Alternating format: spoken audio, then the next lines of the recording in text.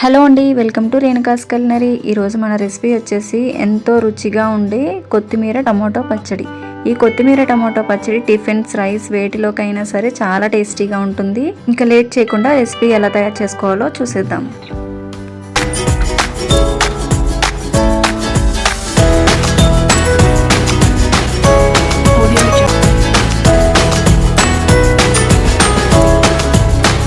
ఈ పచ్చడిని తయారు చేసుకోవడానికి ఒక మీడియం సైజులో ఉన్న కొత్తిమీర కట్టని తీసుకొని ఇలా ముక్కలుగా కట్ చేసుకొని శుభ్రంగా వాష్ చేసి పెట్టుకోవాలి.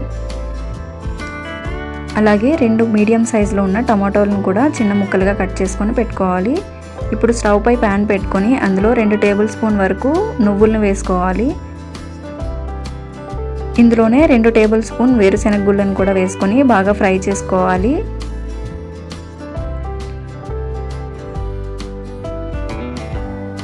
చూడండి, ఈ విధంగా ఫ్రై చేసుకున్న తర్వాత స్టవ్ ఆఫ్ చేసుకొని ఇది పూర్తిగా చల్లారేంత వరకు పక్కన పెట్టు.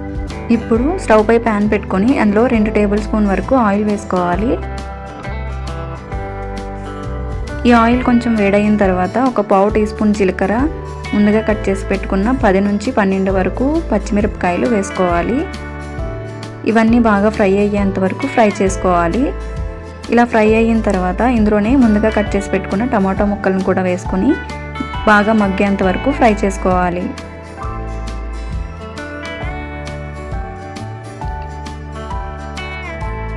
ఇప్పుడు దీని మీద మూత పెట్టుకొని టమాటో ముక్కలు బాగా మగ్గేంత వరకు ఉడికించుకోవాలి.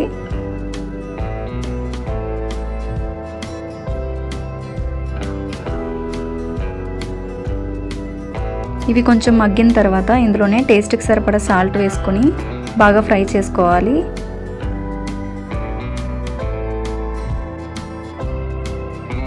చూడండి, టమాటో ముక్కలు బాగా ఫ్రై అయిన తర్వాత ఇందులోనే ముందుగా కట్ చేసి పెట్టుకున్న కొత్తిమీరని కూడా వేసుకొని బాగా ఫ్రై చేసుకోవాలి.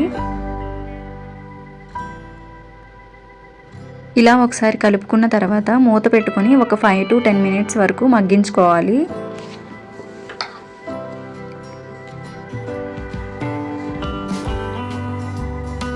చూడండి, ఇలా ఫ్రై అయిన తర్వాత వీటిని స్టవ్ ఆఫ్ చేసుకొని బాగా చల్లారనివ్వాలి. ఇవన్నీ చల్లారేలోగా ముందుగా వేయించి పెట్టుకున్న నువ్వులు అలాగే వేరుశెనగ గుళ్ళని మిక్సీలో వేసుకోవాలి. ఇందులోనే 5 నుంచి 6 వరకు పొట్టు తీయకుండా ఉన్న వెల్లుల్లి రెమ్మలు అలాగే చిన్న నిమ్మకాయ సైజ్ అంతా చింతపండును కూడా వేసుకొని బాగా గ్రైండ్ చేసుకోవాలి.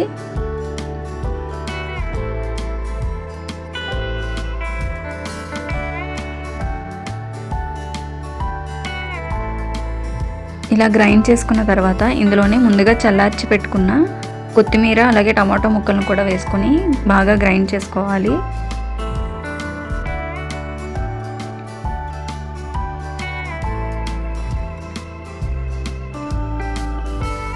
చూడండి, ఇలా వీడియోలో చూపిస్తున్నట్టుగా ఇలా గ్రైండ్ చేసుకోవాలి. మరీ పేస్ట్ లాగా గ్రైండ్ చేసుకోకూడదు. ఇప్పుడు దీనికి పోపు పెట్టుకోవడం కోసం స్టవ్ పై ప్యాన్ పెట్టుకొని అందులో 2 టేబుల్ స్పూన్ ఆయిల్ వేసుకోవాలి. ఆయిల్ కొంచెం వేడైన తర్వాత పోపు దినుసులను వేసుకొని బాగా ఫ్రై చేసుకోవాలి. ఇలా ఫ్రై అయిన తర్వాత స్టవ్ ఆఫ్ చేసుకొని ముందుగా గ్రైండ్ చేసి పెట్టుకున్న పచ్చడిలో వేసుకోవాలి. అంతేనండి, కొత్తిమీర టమాటో పచ్చడి రెడీ అయిపోయినట్టే. ఈ రెసిపీ మీకు నచ్చినట్లయితే ప్లీజ్ లైక్ చేయండి, షేర్ చేయండి అండ్ అలాగే మీరు కూడా ట్రై చేసి ఎలా వచ్చిందో కామెంట్ బాక్స్లో కామెంట్ చేయండి. Thank you for watching. Please subscribe.